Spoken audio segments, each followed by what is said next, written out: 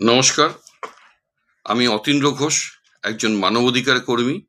দীর্ঘদিন ধরে মানবাধিকার সংগঠন করে আসছি। আজকে আপনাদেরকে একটি সতর্ক বার্তা দিতে এসেছি।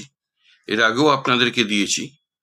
বেশ কিছু অনৈতিক মানুষ তারা কর্পোরেট রেজিস্ট্রেশন নিয়ে মানবাধিকার সংগঠন খুলে ব্যবসা চালিয়েছে, যের মধ্যে বহু সংগঠন ইতিমধ্যে পুলিশের র্যাডারে এসেছে। বহু সংগঠন পুলিশ এখনো জেনে উঠতে পারেনি। এবং প্রত্যেকটি সাধারণ মানুষকে বলবো, যেখানে দেখবেন কর্পোরেট রেজিস্ট্রেশন আছে, সেই রেজিস্ট্রেশন নিয়ে যারা লাইসেন্স নাম্বার নিয়ে মানবাধিকার সংগঠন চালাচ্ছে, এটি কোনো বিজনেস নয়। এবং বহু মানুষ এই মানবাধিকারকে বিজনেস বানিয়ে নিজেদের সাংসারিক জীবন চালানোর জন্য অনৈতিক যে বাজার চালাচ্ছে, সেই বাজার যাতে বন্ধ হয় তার জন্য প্রশাসনের কাছে আমি অনুরোধ করছি, আপনারা একটু সচেতন হন।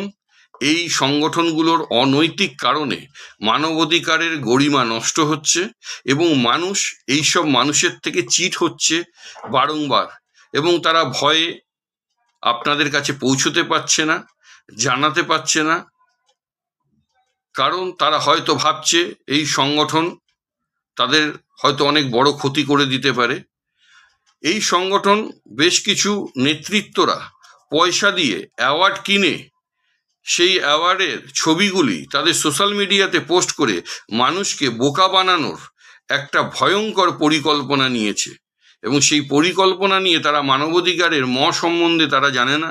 তারা মানবাধিকারের কটা আর্টিকেল আছে তাই জানে না। মানবাধিকার কিভাবে এসেছে সেটা তারা জানে না। ভারতবর্ষের সংবিধানের মধ্যে মানবাধিকার কিভাবে রয়েছে সেটা তারা জানে না। তারা শুধু মানবাধিকারের নামে একটি ব্যবসা খুলে চালাচ্ছে সারা সমাজে, এবং এই ব্যবসা যেন বন্ধ হয় তার জন্য আমি অনুরোধ করছি প্রশাসনের কাছে।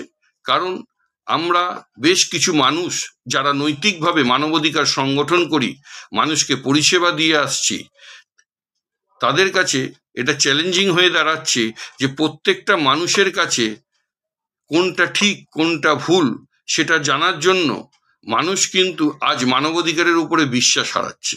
আমরা চাই যাতে মানবাধিকারের উপরে মানুষ বিশ্বাস না হারাক, যাতে মানুষ মানবাধিকারের প্রতি আস্থা রাখে। একমাত্র মানবাধিকার কর্মীরাই আছে যারা মানুষকে তার ন্যায় অধিকারকে ফিরিয়ে দিতে পারে, এবং সমাজে প্রশাসনকে সাথে নিয়ে তারা যেন মানুষের কাজে সঠিকভাবে তাদের ন্যায় সংগতি পাইয়ে দিতে পারে জাস্টিসের মাধ্যমে। নমস্কার।